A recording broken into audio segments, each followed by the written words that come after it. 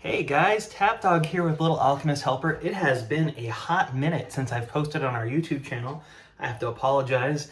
It's been a crazy past few months for me, but I'm here with some amazing news. Actually, there's so much news, I'll probably have to make multiple videos on this, but I wanted to give you guys a heads up, and obviously you probably already know if you've been playing the game, but if you haven't been playing the game, you need to check it out because there's a couple of, I don't want to say updates that are in the game, but there's some new old content that has returned.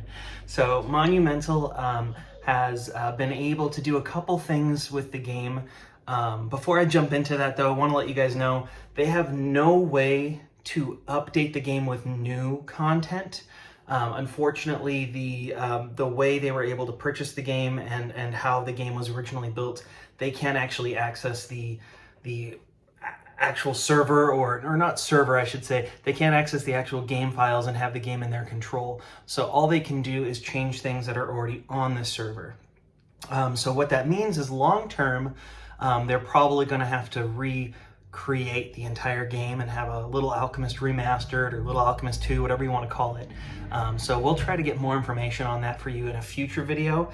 But because of that, the content that you will be seeing in the next few months is probably just going to be content that would be repeating or content that we've had before. So the first big change that they made was this past week, they brought back the limited time events. And so if you have not logged in recently, log in and you'll get to restart the events that used to happen. So you'll start with the Huntress event. I will put a link in the description of this video for our Beginner's Guide series where we kind of review the Huntress event. So that way you can refresh yourself, but you're able to do that now. And it's kind of fun getting to play that again. I actually just finished the event yesterday with Tapdawg and today with Underdog. So Tapdawg now has a fused bear and 2 unfused bears, and Underdog has, I think, 2, maybe 3 unfused bears. So exciting stuff for sure. Quite a few people are excited with that update, but then they also snuck in a secret update that I don't think a lot of people know yet because they've been doing events, and that is they actually reduce the energy cost of every single battle by 1 energy. So the minimum battle cost would be 1, obviously, but what that did was the first set of bosses, instead of costing 5 energy, they all cost 4 now. So like Dr. Robo's 4 instead of 5, and Clyde, who used to always be 8, is now 7. And all the bosses on the second island that were 10 are all now 9, so on and so forth. So that actually changes a couple things. Obviously, it makes it a little bit easier to restore your energy because you're going to be spending less energy per battle. But the EXP that you get from each battle has remained the same. So that's kind of nice. You'll probably take less than a day to refresh for your battles. But the other thing it changed was actually which boss is the most efficient to grind. So I always look at what greed would give you in terms of your dust per energy use. Lucky, because lucky will give you more cards and the cards could potentially give you more dust. And then your XP plus, because the faster you're able to level up, the more energy you get. So it would make sense that that could be a good one too.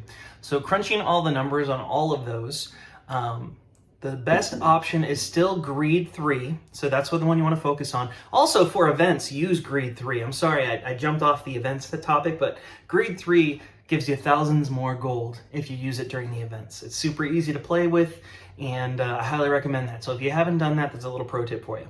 But next, so Greed 3, and the top boss now to farm out of all the bosses is actually going to be Dr. Robo. You get about 0.48 dust per energy spent. So that means basically every time you battle Dr. Robo and his 4 energy cost, you're basically getting 2 dust per battle. Now sometimes there's a little bit less, sometimes a little bit more, but that's again using Greed 3 because I think you get about 65 gold per battle against him, and then sometimes you also get his cards, the bronze, silver, or gold cards. So when you do all the math, it's about 0.48 dust per energy used. All the rest of these are pretty close too. There's a 0.47 for Bridget, so she's the last boss at the church. Then going back to the factory, actually, Toximo 3000, so the person right before Dr. Robo, he gets you a 0.466, so pretty close to the other two, but just to give you an idea. And then you jump to Elmira, who used to be number 1, so now she's all the way down in 4th place because of this. And her dust is 0.464. So again, they're all really close to each other, so it's not going to be that big of a difference, but most efficient is Dr. Robo. And then coming in number 5 is Sunny at the church. So she gives you a 0.457 dust per energy. All right, so again, that'll all be on the screen, but just want to point that out to you. And just to give you an idea for Lucky, Bridget's your top choice, then Dr. Robo, then Elmira. And then with XP Plus, it's going to be Clyde, then Elmira, then Bridget. So hope that explains some to you. Outside of that, we do have packs also return to the game, and it's a little bit messed up right now. I don't think they actually have all of the pack covers in the game servers, and so that's why it's just empty. But the pack that's up right now is the Chosen Hero pack, and I've actually done a review on that previously, so I will put a link in the description for that as well, so you can take a look at that. And then finally, they've also let us know a handful of the coming soon packs that will be in the game. Assuming they don't make any changes, so we have the Chosen Hero pack right now. Next would be the Perfect pack, which I think is the cat themed pack. Then there's the Plague pack, the Bloody pack, Mythos pack, and the Oceania pack. So some of those I have done reviews on, and as they get put up again, I'll try to put up a video just to remind you on it. And then some of these I've not done reviews on, so I'll try to do my first pack review video for those ones. But all of that to say is I'm excited. We're getting new content, and I hope, cross your fingers, that we'll continue to get more. I moved recently, so that's why I've kind of been a little bit AWOL, and Mr. Anderson's got some stuff going on in his life too, so he's not able to make videos right now. But I am consistently going on Twitch. I go on there Tuesday and Thursday nights. So if you want to see Little Alchemist content, make sure you follow me on Twitch. I'll put a link in the description there as well. I'm trying to make videos here as well, but my focus has been on Twitch because I don't have to edit those afterwards. Editing on here takes forever, so that's why.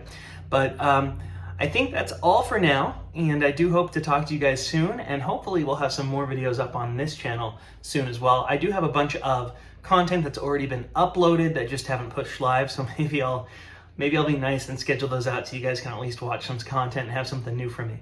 But with that being said, I am excited for the future of this game. I'm excited for the future of Little Alchemist and the community, and hopefully we'll be seeing more of each other soon. All right, take care, guys.